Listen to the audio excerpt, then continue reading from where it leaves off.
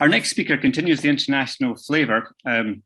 Although interestingly, when I first met him, I don't think Donald will remember this, but a long time ago, long before I ever was involved with SHAAP, I was the kind of token Scottish gastroenterology representative at a meeting of the British Society of Gastroenterology with St Andrew's House staff about what Scotland was doing about alcohol policy.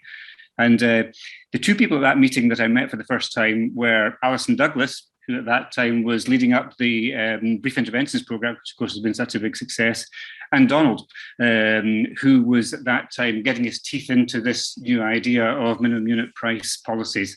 And Donald has been a huge worker for good in all aspects of that policy. I'm delighted that Donald's taken the time out of his busy schedule. I should actually have just told you who don't know who he is. Donald is a civil servant, previously head of public health in the Scottish Government, and that was what I was referring to earlier. But he's now moved on and is Deputy Director of Redress in Scotland, which I gather provides survivor relations and abuse inquiry responses, another difficult and responsible role. But Donald, we're delighted you can take time out of his busy schedule to come and talk to us about your work with Eric today.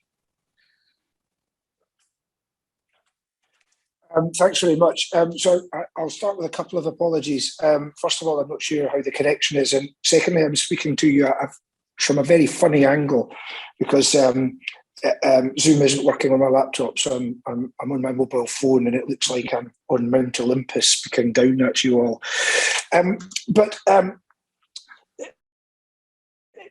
Eric's role, and indeed the role of SHAAP under Eric's leadership, was, in my view, absolutely fundamental. I came in actually from a job in Brussels, where I'd had the unusual experience of, after the 2011 election, which gave the SNP a majority, and where it was clear that the parliamentary difficulties that had been faced in pushing minimum unit price through in the previous parliament would no longer exist. But the next hurdle down the road was a European hurdle. So I was phoning Harry to tell him that he had a problem, and he was phoning me to ask me to come back to Edinburgh and lead the work, which was serendipity indeed. And some of the earliest people I met were Eric and Peter Rice in SHAAP, and we became, I can't think in a 40-year civil service career, I can't think of a relationship that we have had between government and non-government which has been so productive and has achieved so much as the relationship with SHAAP.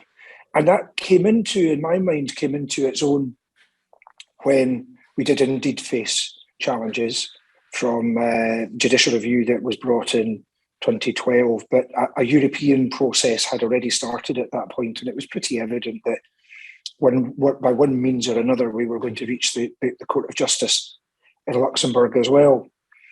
And at that early stage, we were pretty isolated.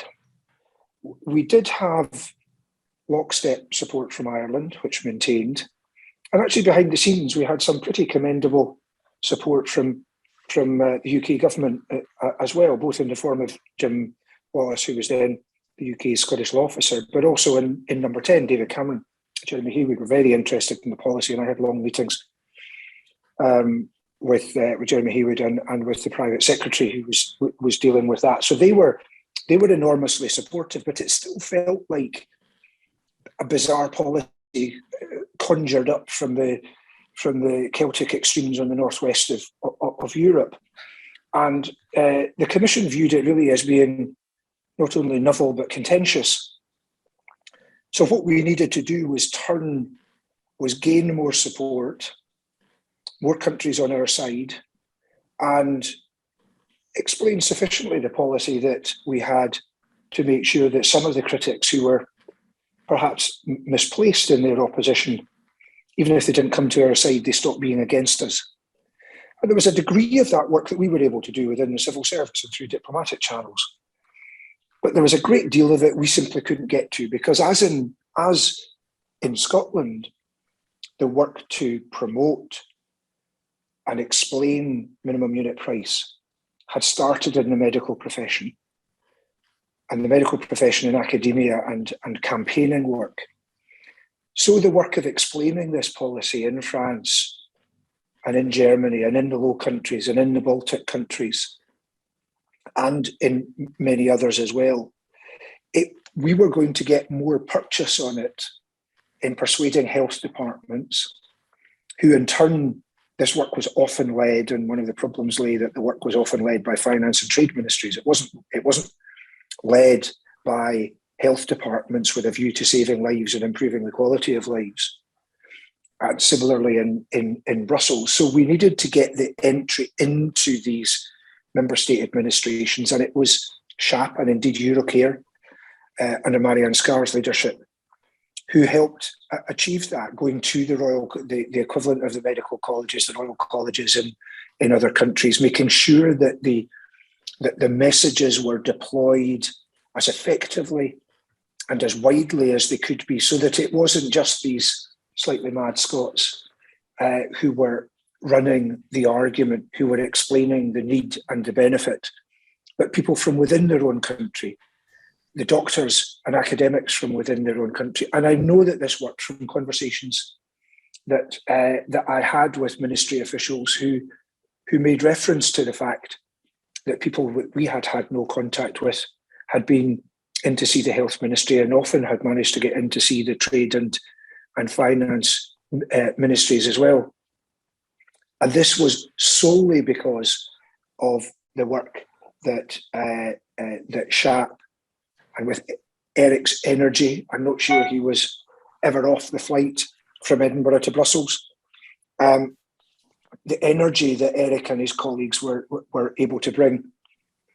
So that by the last stage of the process, when we were in the European Court of Justice, just before the case was handed back to the Inner House in Scotland, we didn't just have ourselves in Ireland. The UK government was still lockstep with us, even if there were perhaps some sceptics within that administration. But in addition, we had the Netherlands, we had Norway, we had Sweden. But other voices that are powerful voices in the context of the European Union, and had previously opposed the policy and had written to the Commission to say so, France and Germany and others, stayed silent. And that was actually as much help to us as the people who did join our side, so that it no longer looked like a mad idea from the Celtic fringe. It looked like a coming idea from people who had foresight. And Eric was one of the leaders of that foresight. And I think his contribution to health policy and to public policy more generally will stand many a year.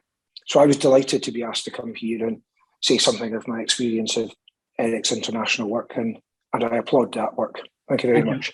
Thank you very much indeed, Donald. And if I could just reciprocate that as somebody who wasn't involved, so I don't need to sort of feel in any way responsible. I think that your role was absolutely instrumental in the success too. I know Peter and Eric greatly value that. So thanks again for coming along.